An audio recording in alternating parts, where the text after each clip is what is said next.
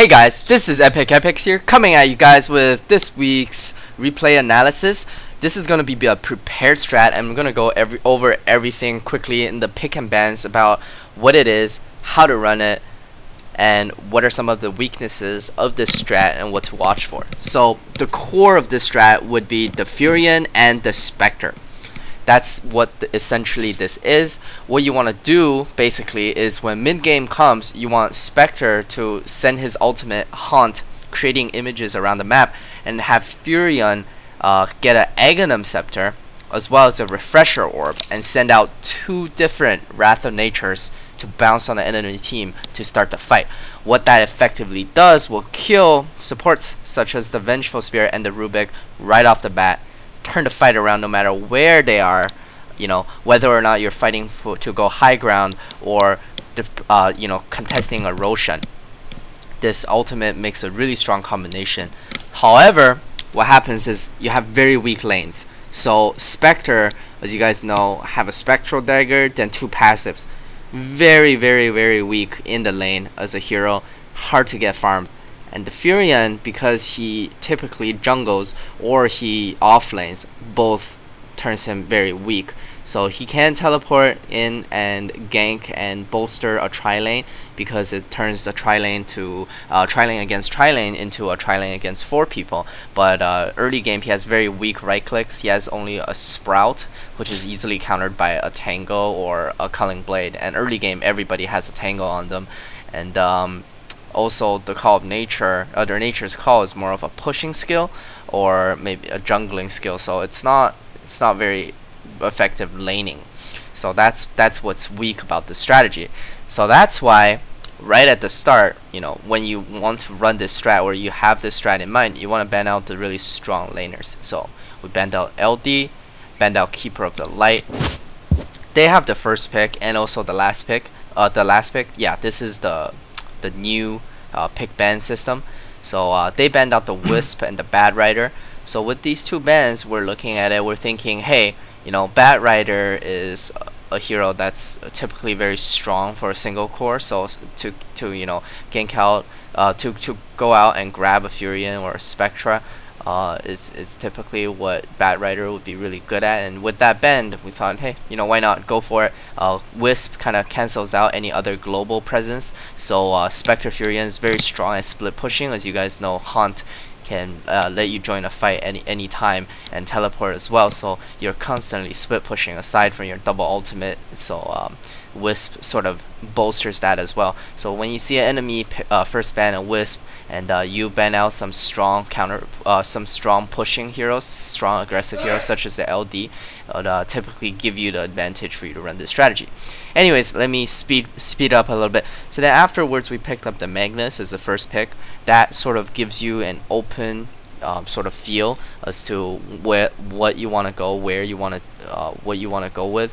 They first picked the Rubik, so we picked up the Magnus and the NA, and then they went ahead and picked up the Doom. Then it became the second ban phase, so Gyro Lifestealer was banned out, and afterwards it was Shadow Demon and Lashrak on the other side. So basically any hard carries that would really counter your Spectra, any hard carries that even though after you say get everybody low, a Gyro or a Lifestealer could still take you on really hard. And any carries that's a natural BKB carrier would automatically dodge the Wrath of Nature attack damage, and that also makes them typically a lot stronger against this lineup. So Lifestealer was obvious ban, and Gyro as well. Then they picked up the Beastmaster and the Vengeful Spirit, while we picked up our Wrath of our Furion and Visage. So at this point, still, if if they did ban out the Spectre or something like that, we would still have a lot of different opportunities, because picking up the Visage early with the NA, that just makes for a very strong sort of tri-lane, any sort of tri-lane. So at this point, we could have ran, a Luna, or well, we later banned it, but we could have ran a Luna in the tri-lane, or we could have ran any other hero in a tri-lane, and it would have still made a very strong tri-lane. And finally, we picked up the Spectre as our last pick, so this sort of shows that we had a Fury and Spectre lineup in mind. And now if I play the replay, their last pick was a Drow Ranger. I think typically why they picked up the Drow Ranger was because typically with a Vengeful Spirit, you're going for a very strong solo core, and as you see, if you guys remember, sorry, because I played it, the bans were gone, but Gyro, Lifestealer, they're all banned out. With the Beastmaster pickup, they were looking to counter maybe a BKB carrier, but neither Spectre nor Furion typically gets that. So they probably opted for a ranged hero, somebody who's innately very strong in lane, somebody who has a higher sort of space to work with because of her range, and then adding the Vengeful Spirit on top of that makes her positioning very good all the time and very hard to break through. So even though Spectre can haunt, if she goes in, she'll be in very far back in terms of the lineup, and it gives their lineup very sort of like a very good composition with Doom and Beastmaster at the front, and then a Vengeful Spirit bolstering the Drow Ranger along with the Rubik that's there to always counter initiate. So Kai, you want to add on? Yeah, I feel like aside from what you just said about their drought, they also picked up the drought because they wanted to go for a single core with aura stacking to make up for the lack of a second carry. Like, you have the Beastmaster's aura, you have the Vengeful aura, you have True Shot aura, and then you have Lockdown and the Beastmaster and Rubik to keep everyone from the drought as long as the Vengeful Spirit. So they were just going for like a really hard single core drought that is like super buffed by like everyone on their team kind of thing. Not to mention that Doom can actually devour an aura creep, adding another aura. Yeah, it was essentially just an aura strat. Yeah. Okay, so I think that pretty much sums it up. So you guys will see how this sort of plays out, but like I mentioned earlier, very weak early game, so you want to get heroes that really bolster that. Visage have huge nukes coming in from his soul assumption. NA, as you guys know, the mana burn scales really well way into the late game. Early game, very powerful. Impale, Carapace, Vendetta, just really strong hero in general. Magnus, early game, possibly one of the strongest. Good mag rotation will break the other team, in the first 10 minutes. You're coming in with a shockwave that's 300 AoE with RP that's, like a huge disable that completely catches people off of position, out of position, and a skewer that, again, massive nuke AoE. So with that, with the NA and the Visage, kind of makes up for the lack of presence Nature's Prophet has in the early game. And some things I'll mention later as to how to time your ultis, how to rotate your skills. Anyways, hope you guys enjoy. Let's move on to the next phase. So right off the bat, I want to talk about laning. So it's very important that you scout out your lanes with this strategy. So Furion can do this while at base. He can send a few trends out, scout out the important places. The supports can go out to ward. Basically, because Spectre is so damn weak in the lane, even with a Visage and an NA, it's a bad idea to go tri-lane against tri-lane, especially versus someone like Drow Ranger with a VS and a Rubik. And we see that they drop up their ward. We see that they, they're ready for offensive try to kind of contest Spec's farm. If you're playing against this strategy, it's definitely a good idea to do that. So anyways, we decided let's rotate the hell out. They warded this ward for me so that as a Furion, unless they smoke up, I could always take this two camps in the neutral camps without getting contested too much. Maybe a smoke gank would catch me off guard, but mostly with this, with the high ground vision here, I'm safe. And Spectre, we knew that with the tri-lane, then mid would have to be the Beastmaster or the Doom, and top would be the Beastmaster or the Doom. So both a melee hero with Visage and an NA, Spectre could get their his farm relatively uncontested. I was gonna say his or her because I'm not sure if Spectre is a guy or a girl. It's probably a girl, right, Kai? Pretty sure it is. But it was in Warcraft 3. Yeah. Anyways, here you see Doom. Only heroes, melee hero up top gets caught off guard. He devours a creep, so it's not a total loss. He got more than half of level 1's experience, but he gives away first blood. And the supports dropping the ward here kind of at a loss as to what's going on. So I think their first reaction was to basically go for a very fast push on the tier 1. So I think we'll see that they're gonna cut off the creep wave. I'm speeding this up a little bit, and they pull the creep wave away so that they can put an immense amount of pressure on the top, and that way it sort of frees up the supports after you push down the tier 1, and it allows the supports to kind of rotate out, maybe go for a gank on the mid, and go and then tops Spectre's farm, although uncontested in the lane, it will be very short-lived.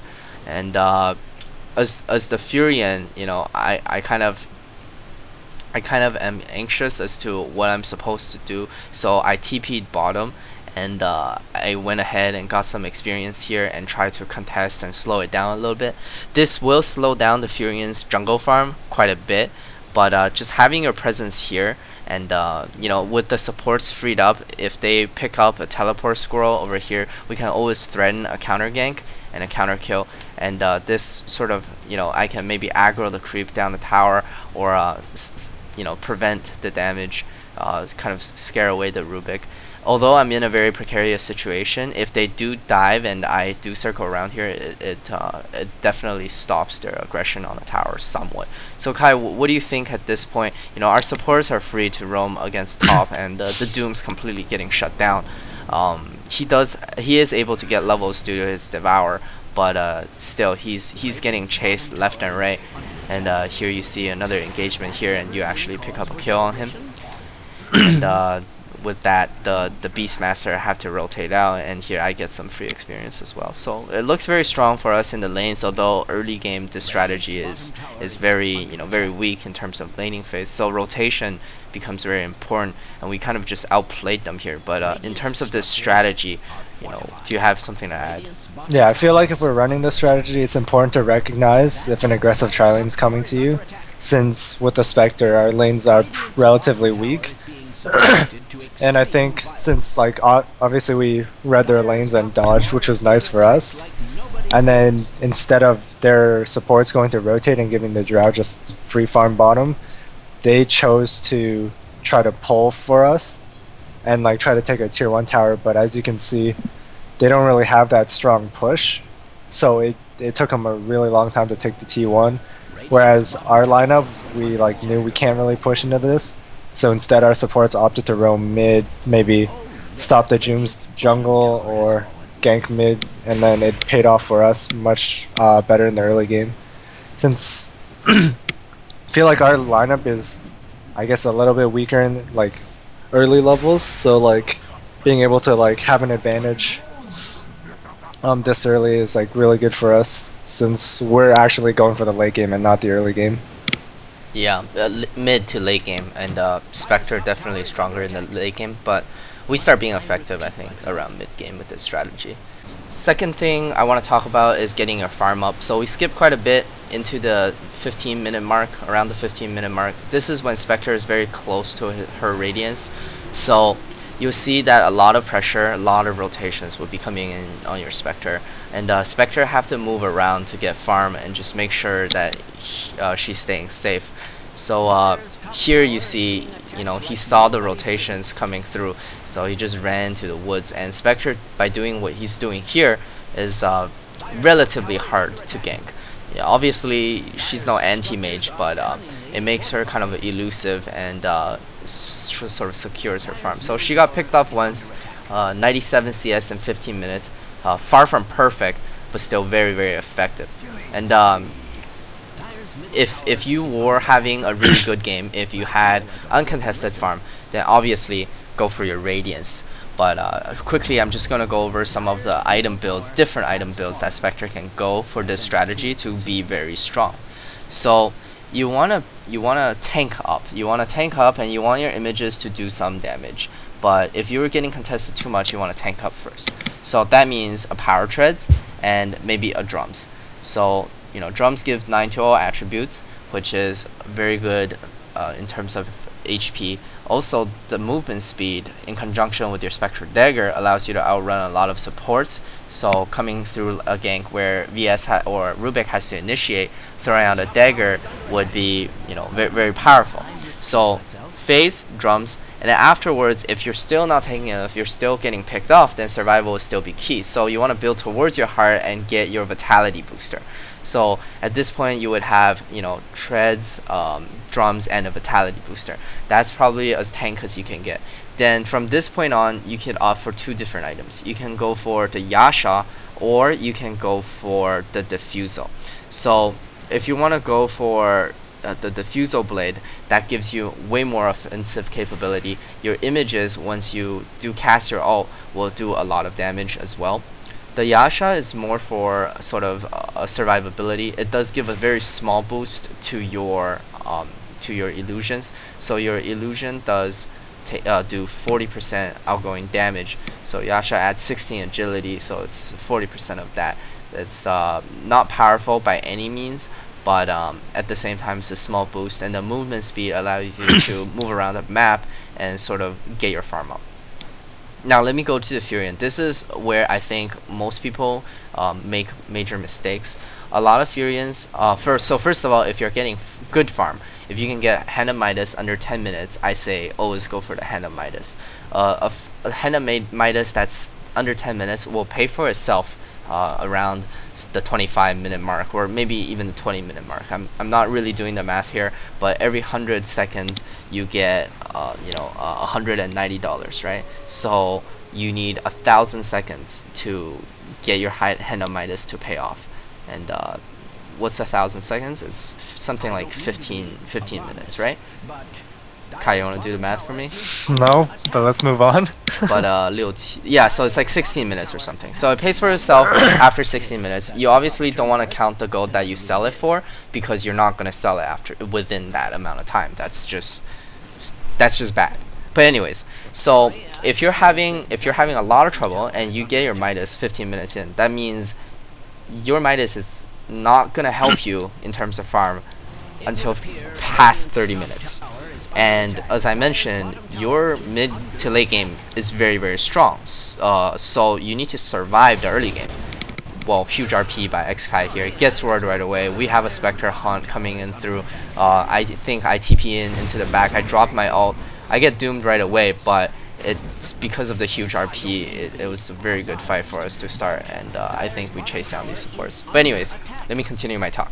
So if you don't finish your Midas that fast, then don't go for your Midas, because you don't need a strong late game Furion. Your mid game is strong on its own.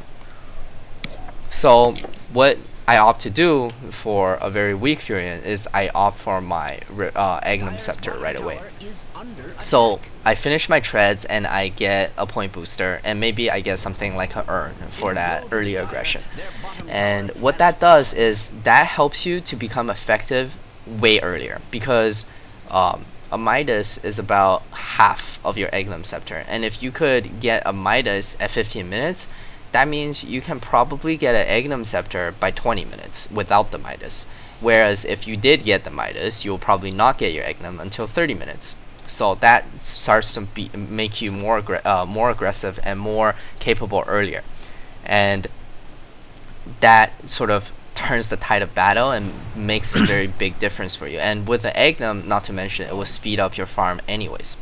And I think that's a mistake a lot of Furions do. They get stuck in a rut and they always want to go for the Midas, but we're actually going for that fast Agnum Scepter where you're supporting the Spectre's ultimate makes you much more effective and makes for a much better team fight.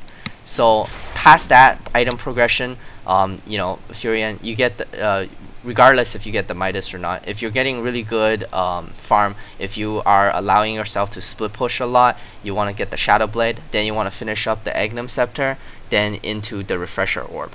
And Spectre, you want to get your Diffusal Blade, you want to get your... Here, I actually don't really agree with our teammates' item build after Radiance, he opted for a Yasha where he's supposed to tank up. So anyways, you always want to tank up, so that means treads, and then later that may mean early game drums into a diffusal, or that may mean, you know, Radiance first and then into a treads, into a heart. But always you want to get your heart, and you want to get either diffusal or Radiance, or you want to get both.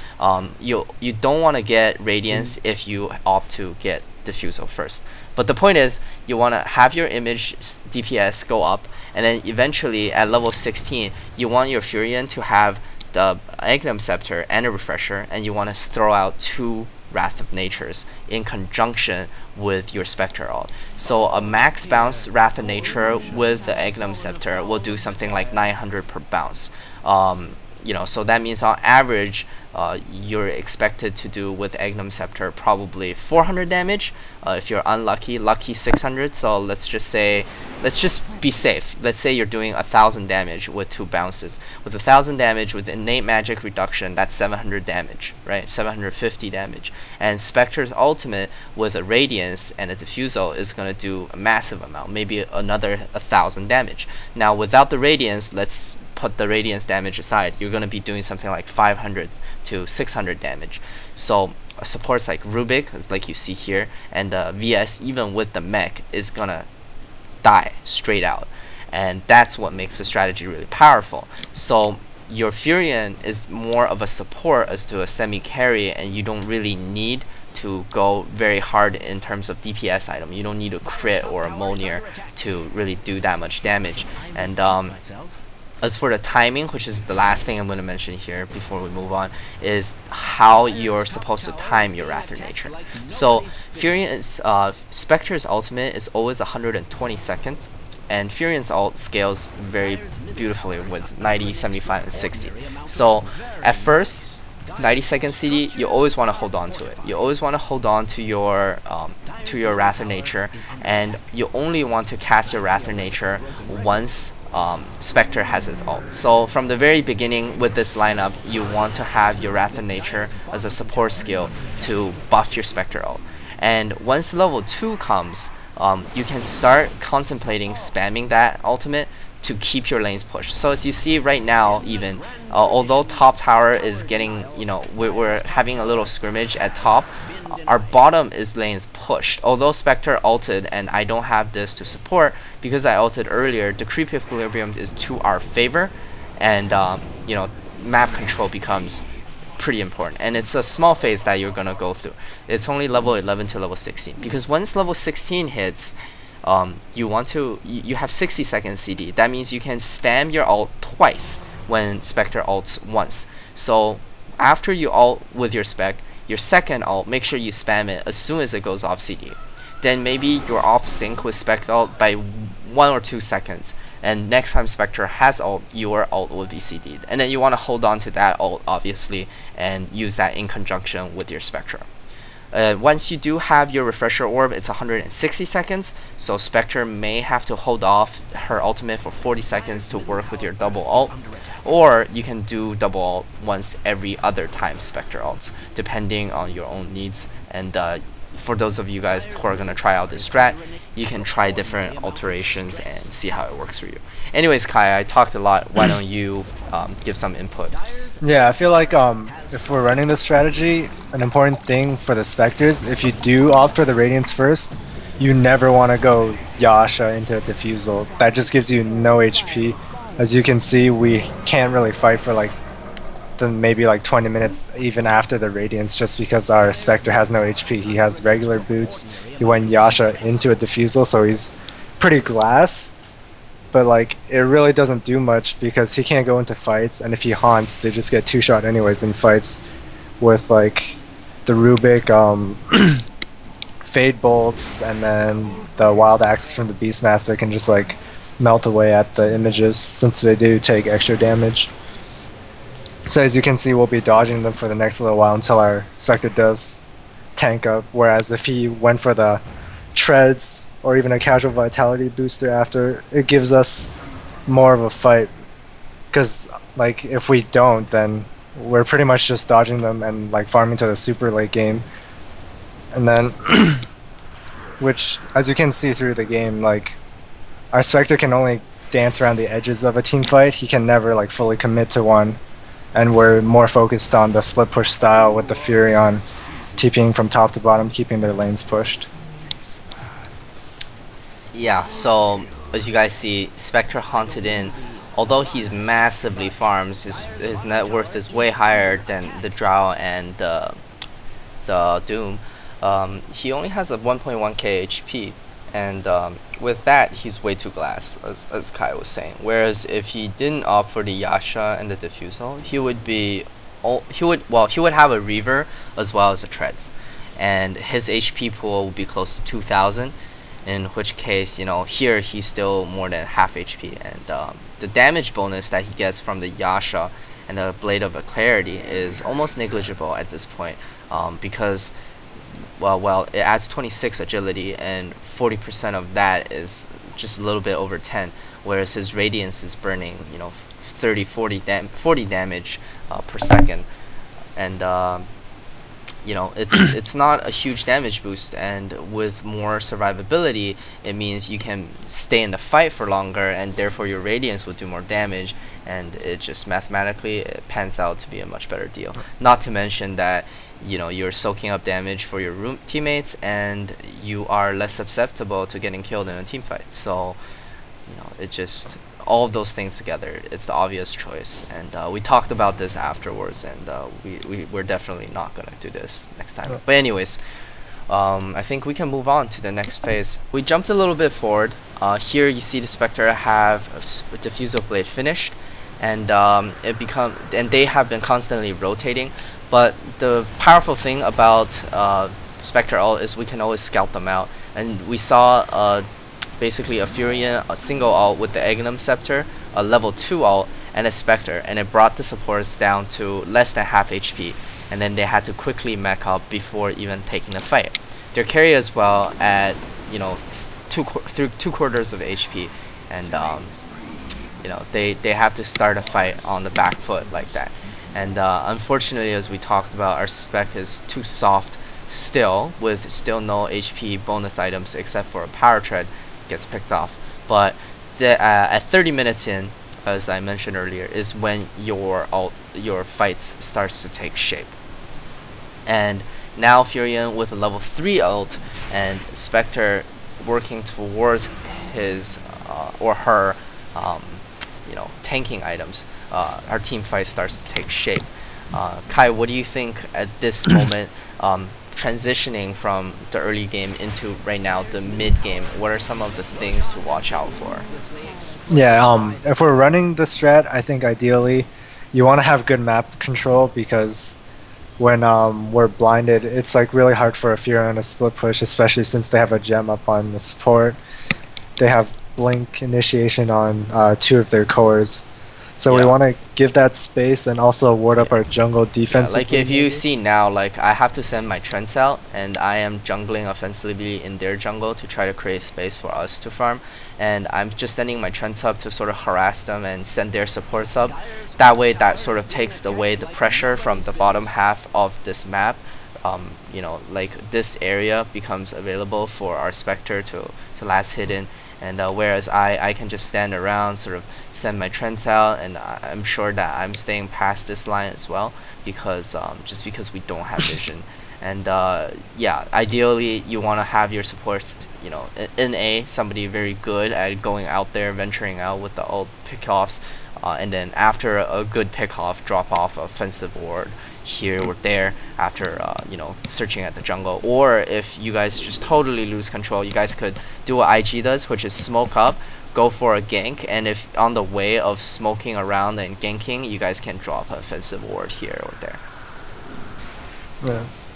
And if you're really uncertain, you can even drop a Spectre ult if you really need to farm that bad. So that's pretty much what we just did. We just dropped the Spectre ult, sort of just to look at where they are, and as you see, Spectre with that all sort of cleared out this creep wave. So that's a good 400 gold, and you could do that every 2 minutes, sort of give you a good vision of the map, and That's at least a 10-20 second window of opportunity, because you see them for 10 seconds and afterwards you sort of have an idea of how they're rotating. And It's definitely not ideal, but if worse comes to worse, better to stay alive and try to get your farm. As you Yeah. can see, we still can't fight until the Spectre is maybe 5 minutes, 10 minutes off another item that'll boost his HP up. Yeah, so yeah, pretty much. The name of the game right now is to survive, just like the same thing as early game. However, you guys can sort of see that the strategy is starting to take shape. They're putting a bit more pressure. This is a few minutes after, and as you see, we're pushing in. But Furion just picked up the Refresher Orb with the Egnum Scepter and level 3 ultimate. So although Spectre's ult is not up and they're pushing very aggressively, we have full image of it. So that's the first ultimate, and then we refreshed and the second ultimate comes in. And here we can take a look at their support's HP.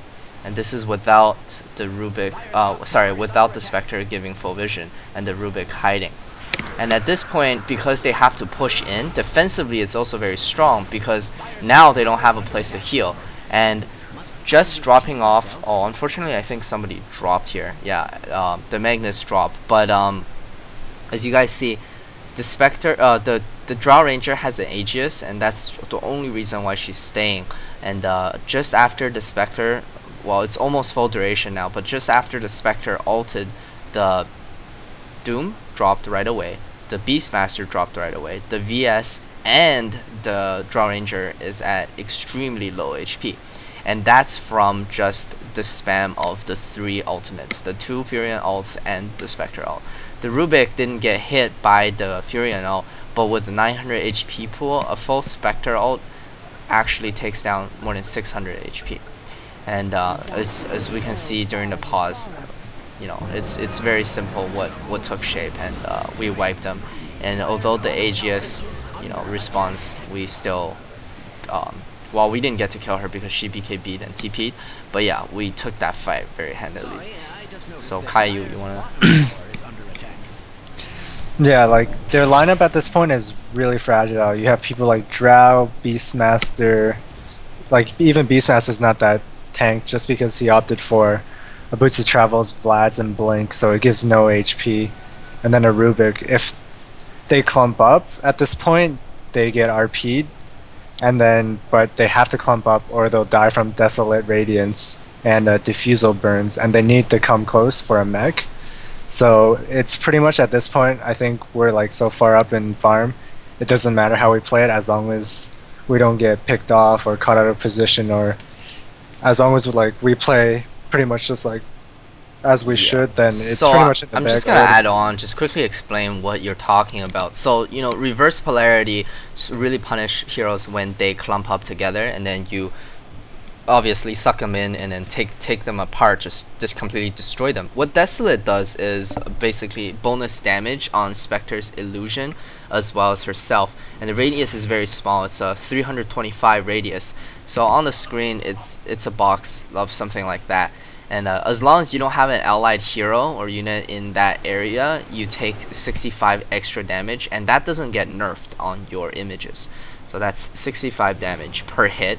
You're attacking for 0.6 per second per hit, and your ult lasts for 7 seconds. So that's 10 hits. So just from Desolate, as long as you can get the hits off, it's gonna be 600 damage. And just it's not as powerful as it sounds because your image do have to chase, so it's not getting the full 10 hits out. Maybe you're getting something like 7 hits, so 400 damage. On top of that, your mana burn doesn't get decreased, so that's another 20 damage per hit, and that's going to be another 200 damage. So that's why it adds up to something like 600 damage, as you guys saw on the Rubik. So it's also the physical damage, but you know, taking in consideration the natural, physical, and magical resistance, it pans out to something like 600 damage on Rubik. And then as I mentioned, the Furion ult in conjunction with that brings everybody super low. And the Rubik has more magic in resistance from the null field, where the Beastmaster and heroes like Drow Ranger and Vengeful Spirit doesn't. And that's what makes it super powerful, and that's what the damage. That's why Magnus is actually really well, because we punish them for staying together, and they get punished if they don't. And here is a Spectre with a full double Furion ult. Rubik gets picked off right away. VS mech'd and didn't. Beastmaster gets picked off right away. So if you guys want to see that once again, I will show that once again. So Beastmaster is full health away from the rest of the team. So this is Spectre ult. He gets hit a couple of times. He gets hit with one Furion ult, dies right away. Two Furion ult kills the Rubik. VS barely lives. Doom has to go heal. And because the Drill Ranger Shadow Bladed and we don't have a gem on the Spectre, she escapes the damage. But they have no way of defending and we just racks them, but in taking 2 heroes without having to do anything. This is what this strategy is, basically what we've been looking to do. We still have a RP up. Spectre, you know, even without her ult, is still very strong, although she doesn't have many HP. With only a Vitality Booster and Trez though, deep into the game, she's very strong. And I'll just replay what happened there. So basically, we still have the RP, and you know, Kai saw a 2-man RP opportunity and just took it because there's only 3 people left, and after we 2-man RP, there's only a Doom left, and we take the game easily. So yeah, I think we explained the strategy pretty well. Kai, do you think there's something else to add? I mainly went over the skill build and the item build of the Spect and Furion because that's what this strategy mostly revolves around. There is still a strategy with there are other strategies that bolster this with a Zeus mid or someone like AA support, but we feel as though that's too weak. A lot of very famous teams such as Alliance, Kaipi, they run those strategies, but playing with a similar skill level team, they also get shut down very hard in the early game, sometimes so hard that they can't come back from it. And so we opted to go for someone else, less of the cheeky global strat and more of a sort of strategy to secure the Spectre farm, and that way it gives us the opportunity to transition into the mid game, and I feel like that was more important. So yeah, our strategy is more of Spectre and Furion. It's less cheeky and more so to do with better team fight and better laning, because as you guys see, if you guys do make it to the 30 or 40-second mark, refresher, egg, and you know, a Radiance or Diffusal Spectre, a farmed Spectre, already does enough in terms of team fight. Anyways, Kai, why don't you give your input?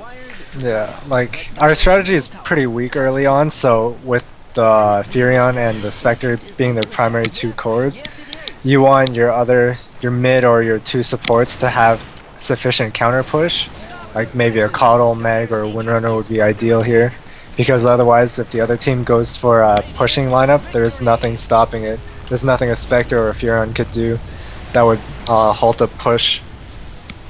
So you want to get pretty much your support and your mid have to be able to carry you in the early to mid game, so that you have enough room to farm and make it and survive and win in the mid to late game. So, like, ideally, I think we could have Magnus is like the best candidate, just because his shockwave is spammable. The Empower scales really nicely with a melee carry such as Spectre, and also, as you can see, they can't split up because they died to Spectre, and if they group up for a mech or to minimize desolate damage, they get RP'd. And then it's pretty much all about surviving to the end game for this strategy. So Earthshaker would be pretty good with that too, maybe a THD. And then ideally you want to run this strategy defensively, because Spectre doesn't really have any, is not really good typically on aggressive tri-lanes, unless of course you're opting to dodge their aggressive tri-lane. That's the only time you would ever go for an aggressive tri-lane with this strategy. Yeah, anyways, this strategy is one of our favorites now, just because it's so fun to run, and a lot of times when late game comes, team fights are really stressful, and you know, the fight could swing one way or another. But with this, it's just a click of 3 buttons, you know, Spectre ult, Furion ults twice, and you take away their supports, you take away their team fight, unless, you know, and if you are And if you're doing and if you're running this strategy, early game is what you want to focus on. And as Kai mentioned, all those things, if you watch out for them, if you don't draft super weak lanes, if you draft good anti-push, then most likely you're going to be able to take the game. And don't try to be too cheeky with the global strat. Don't go for a Zeus, an AA, or somebody else. Just go with the Fury and Spec, then go for really strong lanes, really strong counter pushes, and try to take the game that way. I hope you guys enjoyed this week's weekly replay analysis. It's like last week's, which was focused on Wisp Tiny. This week's is also focused on another strat. If you guys have any input or any questions, just let me know in the comments below. Thanks for watching. Please comment, like, and subscribe.